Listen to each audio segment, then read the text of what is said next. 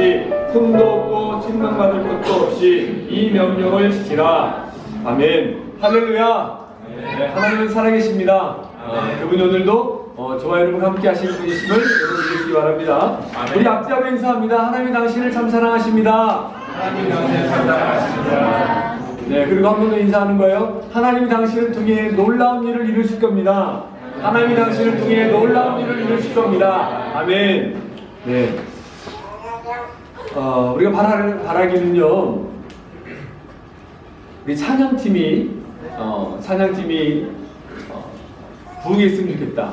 우리가 늘 떠나보내다 보니까 이 그로노블은 또 찬양팀이 이제 시고도 부족한데 하나님 이제 또 12월 지나고 다음에 하나님 준비하신 우리 찬양팀을 보내달라고, 싱어를 보내달라고 여러분들이 함께 기도해 주셨으면 좋겠습니다.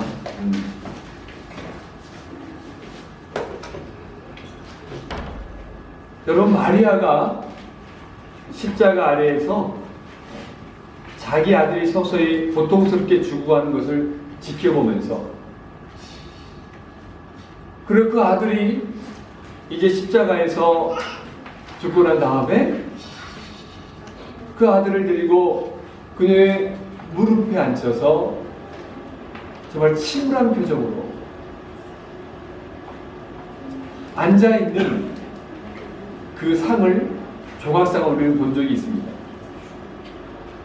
미켈란젤로가 만든 피에타, 그렇죠? 그 조각을 우리는 알고 있어요.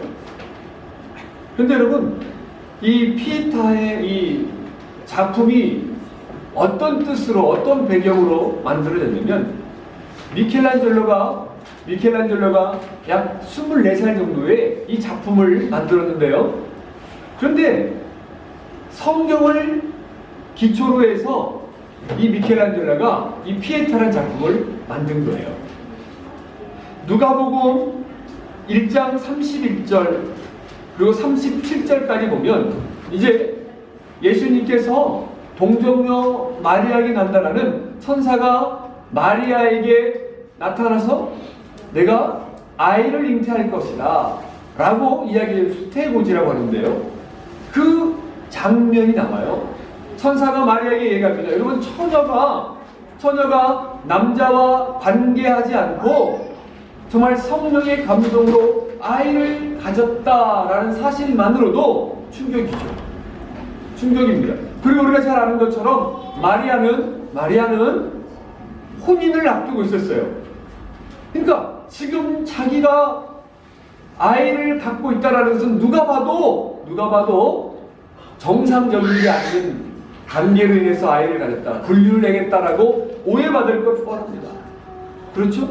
그런데 그 수태고지, 그 아이를 갖게 됐다라고 천사가 마리아에게 이야기했을 때, 여러분 생각해 보세요. 지금 여러분보다 더 어리거나 여러분 나이대에 우리 청년 자매들 지금 이런 일을 당해야 된다고 생각해 보세요. 근데 위에 천사가, 하나님의 천사를 보내서 지금 마리아에게 이야기를 하는 겁니다.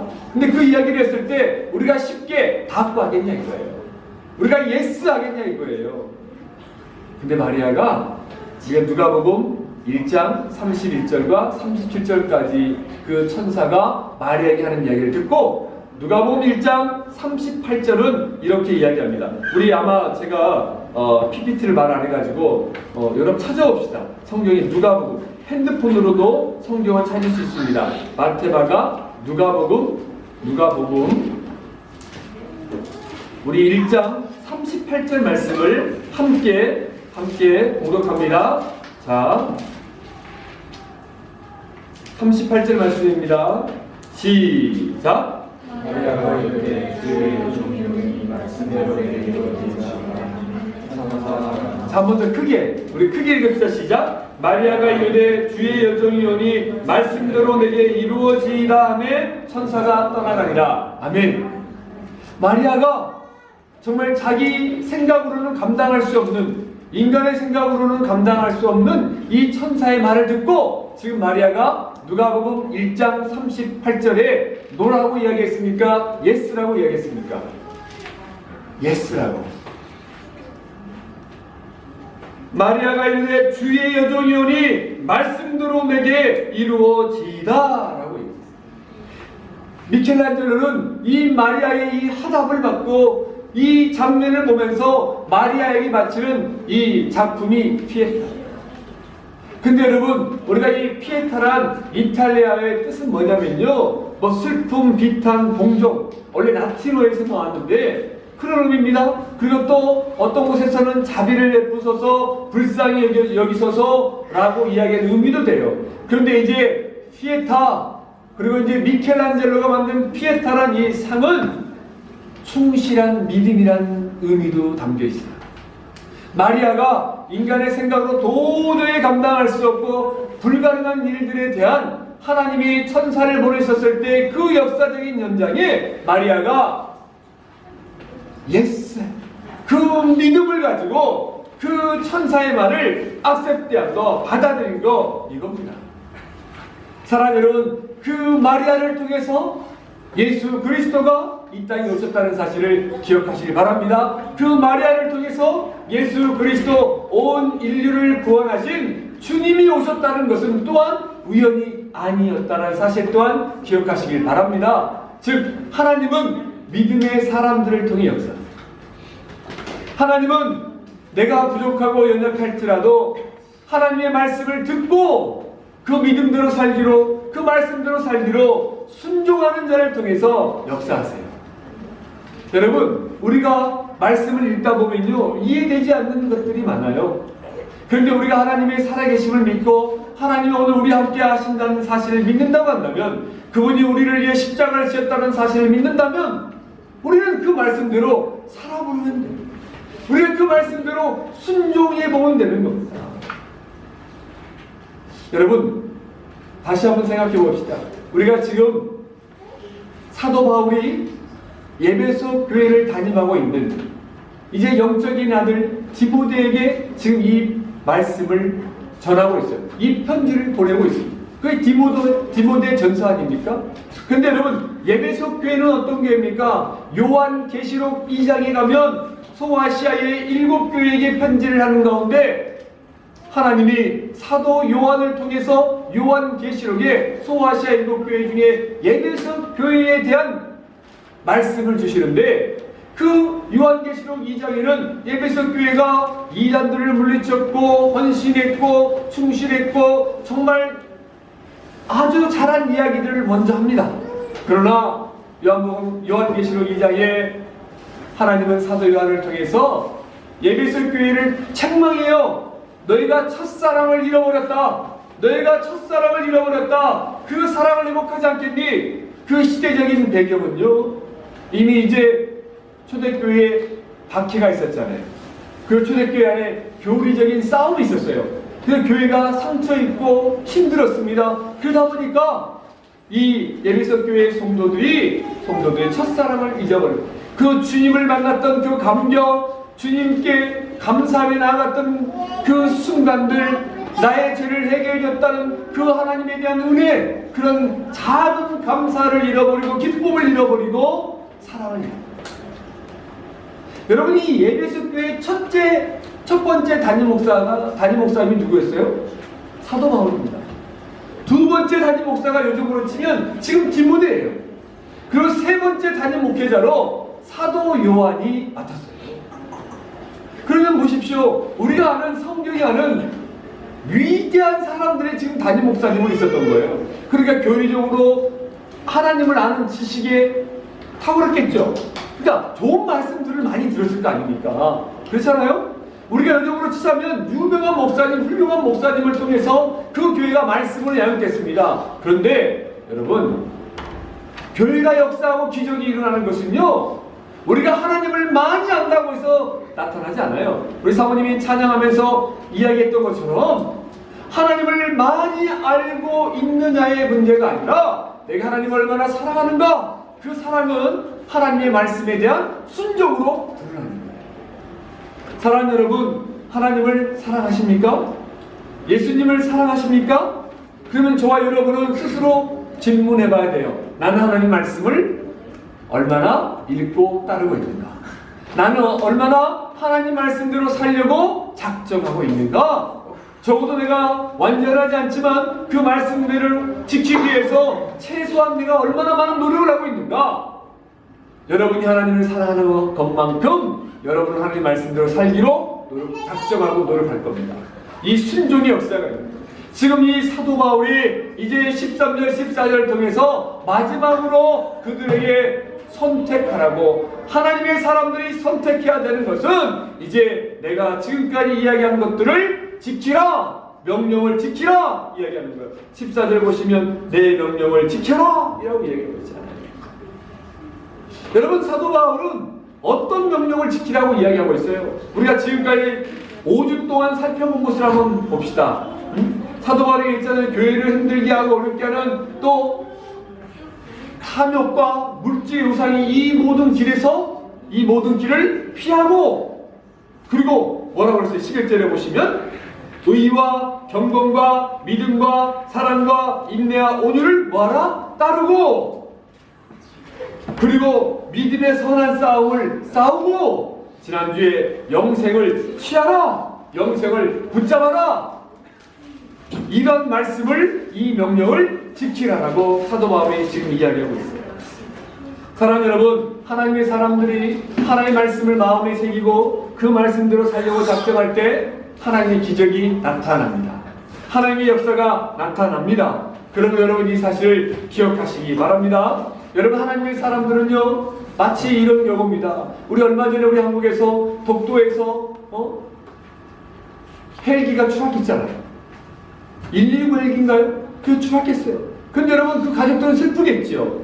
마치 이거예요. 여러분, 어려움을 당한 배가 지금 이제 구조의 손길이 필요합니다. 그럼 119라든지 해상구조단이 그 어려움에 처한 그 배를 구조하기 위해서, 난파된 배를 구조하기 위해서 떠나요, 안 떠나요? 떠나죠. 근데 거센 풍랑이 일고 있습니다. 그러면 그 119 대원이라든지 해상구조대원들이, 해양경찰대원들이 그 풍랑 속으로 지금 들어가야 되는데 그들 또한 인간인지라 두려워요, 안 두려워요? 두렵죠? 그러면 그들이 이 거센 비바람과 풍랑이 일어난다고 해서 두렵다고 해서 출동하지 않으면 어떻게 되겠어요? 한 번은 어떤 대원이 그랬습니다. 대장님, 지금 비바람이 몰아치고 풍랑이 오는데 우리가 어떻게 출동할 수 있어요? 우리도 가면 죽습니다. 근데 그 대장님이 그래요.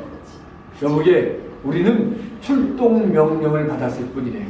그버리면 우리는 출동하면 된다네. 단순하죠? 그 일에 대해서 부름을 받았잖아요. 저와 여러분들이 하나님의 사람으로 이 명령을 지키기가 힘이 듭니다. 아니에요. 우리는 지키기 힘들죠. 우리는 그저 하나님 말씀대로 살려고 작정하고 노력하면 돼요. 그 길을 포기하지 않고 걸어가면 되는 겁니다. 아멘? 이거예요. 여러분, 지금 프랑스가 이 남부 지역이 니스, 이 포르투다주 그 지역이 지금 홍수가 났잖아요. 그래서 지금 많이 어려움에 처해 있습니다. 또 그들을 돕기 위해서 많은 소방 119 대원들이라든 그들이 출동할 거 아닙니까? 그들도 두려울 거예요. 그러나 그들이 한 사람을 살리기 위해서라도, 아니 심지어 그 조난당한 사람을 살리고 내가 죽는 한이 있더라도 가는 겁니다. 하나님의 사람들은 하나님의 말씀을 따라 지키며 또한 그 땅에 나아가서 우리가 공부하는 현장에서, 삶의 현장에서 주의 복음을 전하는 거예요. 목회자만 전하는 것이 아닙니다. 먼저 하나님을 만난 사람들이 전하는 거예요. 저는요, 이 프랑스에 와서 더 많이 느끼는 게 뭐냐면, 한국에 있다 보니까 한국적인 기독교 모습, 교회의 모습만 본 것 같았어요. 근데 프랑스에 와보니까 초대교회 모습과 또 모슬렘들이라든지 유럽 지역에 또 아프리카 사람들이 많이 있잖아요. 그러다 보니까 이 성경의 이 지리적인 배경과 그때 함께 어울려 살았던 이 모습들이 느껴져요. 여러분, 지금 소아시아가 어느 지역이냐면 대부분이 터키입니다. 터키. 그 지역이 터키예요. 그 지역에 하나님이 사랑했던 7교회가 세워졌던 거예요. 사도 바울이 그 땅에 복음을 전했던 거예요. 근데 지금 어떻게 됐습니까? 그 땅이 예수를 믿지 않지 않아요. 예수를 믿지 않고 다 떠났잖아요. 오히려 그 땅이 오스만 투르크 제국을 우리가 알잖아요. 그래서 그 터키로 남아있지만 그 땅이 다 주님을 떠나고 무슬림 지역으로 남아있잖아요. 그러나 여러분, 그 땅에는 옛날부터 더 믿음이 강했어요. 목숨 걸고 예수 믿었던 사람들이 그 땅에 있어요. 저는 지금도 그 지역에 하나님이 숨겨두고 신실한 크리스찬들이 있을 거라 저는 믿습니다. 마치 우리 소라야죠. 그 시대에 여러분, 지금 이해가 안 되면 우리 지금 소라야 같은 외모의 모습을 한 우리 마틸다는 이제 딱 봐도 이제 스타일이 유로피안 스타일이지, 그죠? 저는 안시엠느잖아요. 안시엠느. 근데 그때 우리 예수님이나 마리아나 성경의 인물들이 우리 소라야 같은 느낌이에요. 그렇다니까요? 안 그렇겠습니까? 그 지역에 살았던 사람들이 그때 예수를 믿고 목숨을 걸고 주님을 전했어요. 삶으로 전했어요. 그들이 뭐 여러분 예수 천국 불신조였겠습니까? 그들은 그저 삶으로 그리스도인이 무엇인가를 보여줬어요. 사랑하는 여러분, 하나님이 저와 여러분들을 이곳으로 부르셨습니다. 하나님이 여러분들을 부르셨어요. 예배 자리로 부르셨습니다. 이곳이 무슨 재미있는 자리입니까? 근데 하나님이 저와 여러분들을 부르셨어요. 그러면 여러분 뜻이 있고 목적이 있고, 여러분 하나님이 저와 여러분들, 우리 시몬이 상진이를 중거리 우리 저기 매주 오는 우리 혜지를 이곳까지 인도했다는 것은 하나님이 쓰시겠다는 사실을 여러분 확신하시기 바랍니다. 지금 하나님 우리 파리와 그로노블 선한 열매교회를요 하나님이 준비하고 있다고 저는 생각해요. 하나님 숨겨두고 준비하고 있다고 생각해요. 제가 지금 파리에는요 아침 예배에 일하지 못하는 사람 다른 교회 가서 막 그래요. 왜? 지금 이 좁은 공간에 자리가 없어. 그래서 서서 예배를 드려야 돼요. 그리고 또 오는 아이들은 막 이 그로노블은 과학자들이 오거든요. 우리 가지 뒤에 지금. 근데 과학자들이 많이 오잖아요. 근데 신기하게 또 파리 지체들은 제빵 제가가 많이 오더니 정관산에 요리 많이 오더니 요즘 시영스포 애들이 많아요. 그 인재들이거든요. 여러 나라의 외국 학생들과 함께 영어로 그들이 지금 공부하고 있어요. 저는요 기억해요. 그들이 아침 9시 반에 예배 드리러 와요. 파리에서. 그러니까 하나님은 믿음의 사람들을 준비하고 있구나. 저는 확신합니다. 여러분들 중에 단 한 사람이 바르게 이 명령을 지키고 말씀대로 살려고 몸부림치면 그 한 사람을 통해 하나님이 세상을 바꾸실 것입니다. 아멘. 저는 정말 여러 외국 지체들이 우리 교회 왔어요. 그리고 왔다가 공부 마치고 떠나고 그랬어요. 근데 이번에 지난 금요일날 우리 이재현 이소라 그 이제 부부죠. 결혼 예식을 했습니다. 금요일날. 그리고 토요일날 15구 파리 15구 시청에서 결혼식을 했어요. 근데 그때 우리 이재현 간사가 10년 있었잖아요. 파리 그로노블에서. 그러다 보니까 우리 교회 역사인데 그로노블에서부터 그 이재현 간사가 전도했던 중국 사람, 외국 사람, 독일 친구, 뭐 미국 친구, 막 그런 친구들이 프랑스에서 일하거나 공부하고 있는 지체들이 다 온 거예요. 그리고 정말로 이재현 간사가 중국어를 잘해가지고 중국 지체들이 많이 왔거든요. 마지막에 그 애들이 다 여러분 불신자였습니다. 중국은 여러분 공산주의잖아요. 근데 그들이 예수 믿었어요. 그리고 변화돼서 다 찾아온 거야. 제가 깜짝 놀랐어요. 야, 그렇구나. 우리는 잊고 있었지만 하나님은 그들을 잊지 않고 있구나. 우리는 그저 지나가다가 복음을 전하는 것 같지만 또 그들이 여기를 떠나는 것 같지만 하나님은 그들 중에 단 한 사람들을 준비하고 훈련하고 계셨구나. 사랑하는 여러분, 하나님은 살아 계십니다. 하나님의 말씀을 따라 한번 살아보십시오. 하나님이 이 마지막 시대에 그 사람을 찾아요.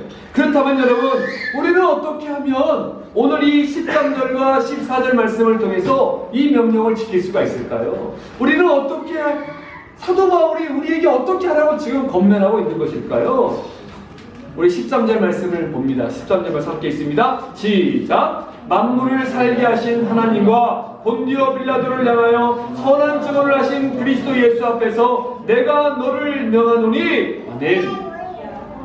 오직 그리스도 예수 앞에서 예수님께서 행하신 것처럼 행하라 이거예요.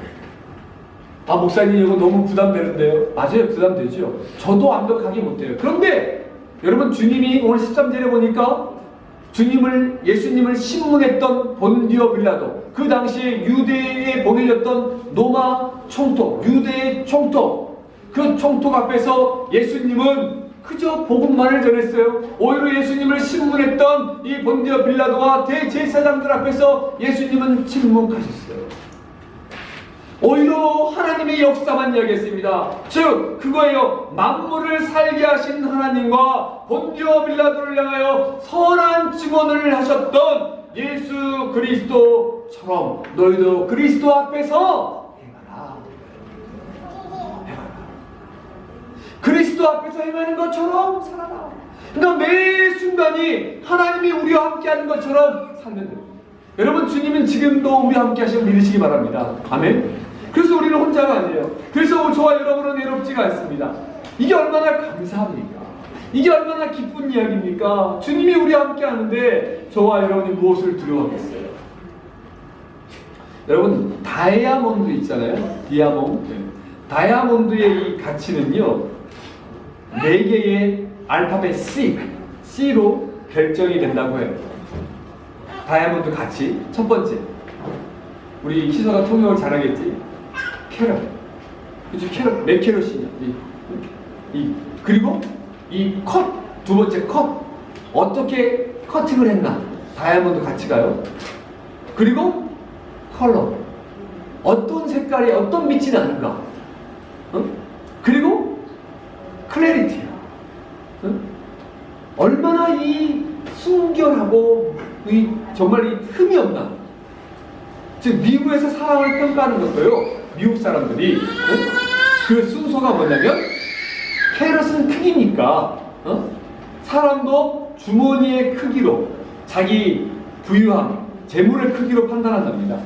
그리고 컷은 모양이니까 생김, 옷차림, 혹은 자동차, 여러가지 자기 어떤 집, 어떤 직책, 세상에 그 삶의 부의 기준으로 본다요. 그 다음에 컬러는 색깔이잖아요. 그러니까 저 사람이 백인인가, 아시아인인가, 흑인인가, 여러 가지를 보면서 피부 색깔로 판단한다는 거예요.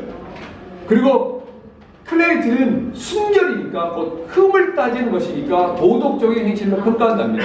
이게 여러분 세상의 기준이에요.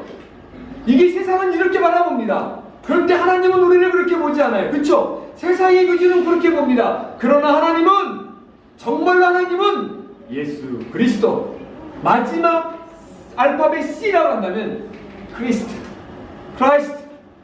오직 예수 그리스도를 믿는 사람, 그 믿음으로 우리는 피부 색깔을 떠나고 우리의 능력을 떠나고 오직 우리는 하나님의 사람으로 새로운 피조물이 된 것입니다. 아멘. 그래서 우리는 새롭게 역사를 이끌어갈 수 있는 사람으로 쓰임받을 수 있는 거예요. 왜? 우리에게 누가 있기 때문에, 하나님 함께 하시기 때문에, 우리는 이제 주님의 형제 자매이기 때문에, 우리는 교회 안에 한 형제자매로 모였기 때문에 우리가 이렇게 언어가 잘 되지 않지만 마음껏 주님을 찬양합니다. 그러니까 우리가 예수님이 우리와 함께 하신다는 사실을 믿고 예수님 앞에서 학교에서 공부하고 만나는 사람을 대하고 차별하지 말고, 그리고 사랑하고 주님처럼, 주님 앞에서 하는 것처럼 진실하게 살아갈 때 우리는 피하고 따르고 싸우고 취하는 이 명령을 지킬 수 있다라는 거예요. 아멘. 여러분, 주님을 생각하세요. 주님이 우리와 함께 하신다는 걸 생각하세요. 여러분, 주님이 우리와 함께 하신다, 우리가 어떻게 죄를 지을 수 있겠습니까? 그렇지 않습니까?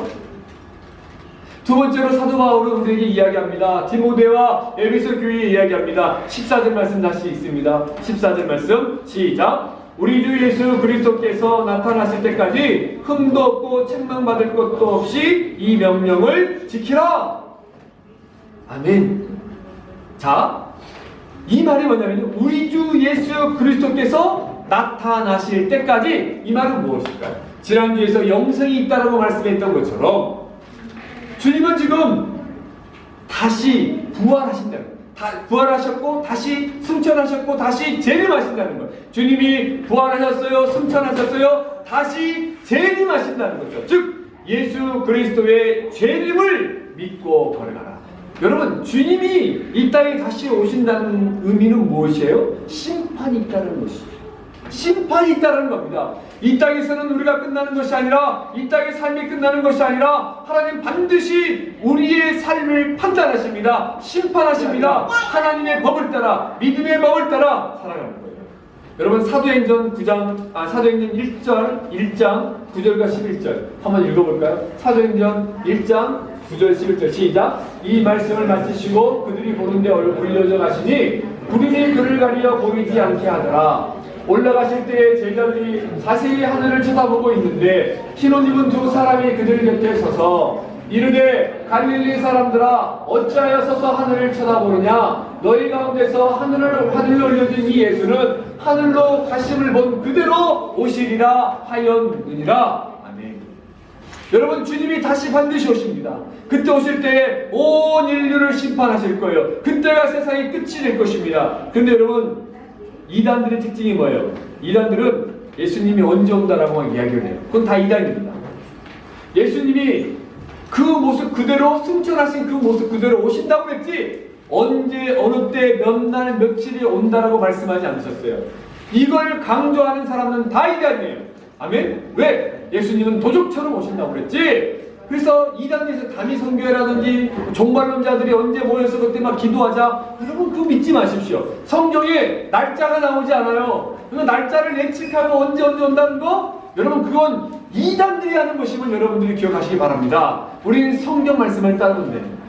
아멘. 중간에 따르면 안 돼. 그러나 예수님은 다시 오신다 안 오신다? 오신다. 예수님은 다시 오십니다. 그래서 여러분, 우리는 그날을 기억하면서 오늘 바르게 나아가는 거예요. 자, 예수님이 다시 온다는 말은 뭐예요? 앞서 얘기했죠? 반드시 심판이 있다. 심판을 기억하십시오. 하나님의 심판이 있음을 기억하고 오늘을 걸어가는 거예요. 마치 13절 기록된 만물을 살게 하신 하나님께서 다시 이 땅에 정말 예수 그리스도를 보내셔서 온 인류를 심판하시지만 그 심판의 때에 예수 그리스도를 구세주로 믿는 사람들에게는 구원이 있다. 죄로 여기지 않는다. 예수 그리스도의 십자가의 보혈로 말미암아 내가 너희를 구원하리라. 그 말씀하신 거예요. 마치 여러분, 우리가 의로워서 구원하신 게 아니잖아요. 우리 안에 누가 있어서 예수님의 십자가 피, 그 보혈이 있기 때문에 우리가 구원받는 거예요. 이 13절 말씀을 잘 언어 성경을 살펴보면요, 참 신기한 게 있습니다. 자, 만물을 살게 하신 하나님께서라는 단어는, 만물을 살게 하신, 이 살게 한다 라는 단어의 원래 이 헬라어 시제는요, 현재로 사는 현재로. 즉 이 말이 어떤 의미냐면, 하나님께서 예수님을 구주로 믿고 회개하며 돌이킨 삶을 살아가는 그 하나님의 사람들을 지금도 그리고 앞으로 늘 현재처럼 살리신다는 거예요. 즉 주님이 살리셔서 우리는 죽은 자가 아니라 어떤 자가 됐다? 산 자가 됐다. 죄로 말미암아 우리는 죽었잖아요. 죄로 말미암아 영적으로 죽었잖아요. 근데 우리가 예수 그리스도를 믿음으로 말미암아 영적인 감각이 살아난 거예요. 그러니까 우리가 거짓말하고 죄를 지면 찔리잖아요. 찔리는 거예요. 근데 우리가 죄 가운데 있을 때는요, 거짓말해도 찔리잖아요. 나쁜 짓 해도 찔리잖아요. 그래서 그 당연한 거니까. 그래서 내 이익만을 취했어요. 그런데 이제 예수 믿고 나다 보니까 찔리는 거야. 여러분 혹시 죄를 지면 여전히 찔림이 있습니까? 예배 빠지면 찔림이 있습니까? 그러면 여러분 살아있는 겁니다. 살아있어요. 영적으로 살아있는 거예요. 근데 여러분, 나는 살아있다라고 즐거워하는 자리로 끝나면 안 되고, 살아있다는 걸 알면 삶을 돌이키라는 거예요. 삶을 바꾸시라는 거예요. 다시 하나님 말씀대로 살아보라는 거예요. 그때 역사가 나타납니다. 우리 주영 형제가 참 짧게 해서 아쉬운데 얼마나 감사합니까? 우리 한빛자매도 이제 곧 교환학생 칼빈 대학교에서 많이 와요. 꼭 바캉스 때 스키도 타고 이렇게 불어도 하고 많이 옵니다. 그래서 우리 교회에 칼빈대 출신들이 많아요. 많이 거쳐갔어요. 그러다 보면. 근데 지금 한빛자매가 예배자에 나오기 힘들어. 왜? 친구들 그로노블에 몇 개월 안 있으니까 틈만 나면 주말에 다 놀러 가야 되거든요. 이 알프스 보러 가야 되거든요. 스키 타러 가야 되거든요. 보드 타러 내려가야 되거든요. 사진 찍어서 인스타그램에 나는 지금 알프스에서 보드 타고 있다 올려야 되거든요. 근데 놀랍죠? 여러분, 대학교 이름이 뭐라고? 칼빈 대학이에요. 여러분, 칼빈이 누굽니까? 지금 엑상프로 가는 짱칼빈 대학이고, 우리 영어로 칼빈이에요. 그 칼빈 대학교에다가 유명한 미국의 칼빈 신학교가 있다고요. 지금 그런데 지금 이 기독교 학교 신학교가 예배를 소홀히 하고 있다는 게 아이러니하지 않습니까? 물론 하버드라든지 다 그런 대학들이 다 크리스찬 학교 신학교로 시작됐지만 프린스턴. 사랑하는 여러분, 이게 지금 너무 안타깝고 속상해요. 그런데 여러분, 우리가 믿음을 갖고 진리를 있다면 하나님이 우리를 지금도 살리고 있다는 사실을 믿고 돌아오시기, 그리고 확신하시기 바랍니다.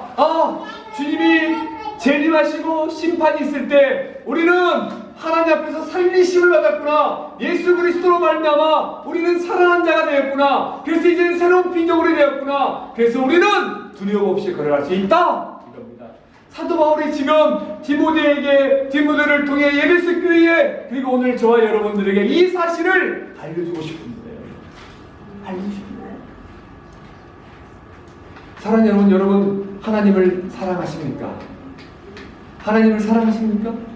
주님을 사랑하십니까? 그러면 하나님이 여러분을 책임지십니다. 하나님이 여러분의 모든 필요를 채워주실 거예요. 하나님이 여러분을 통해 새로운 역사를 쓰실 것입니다.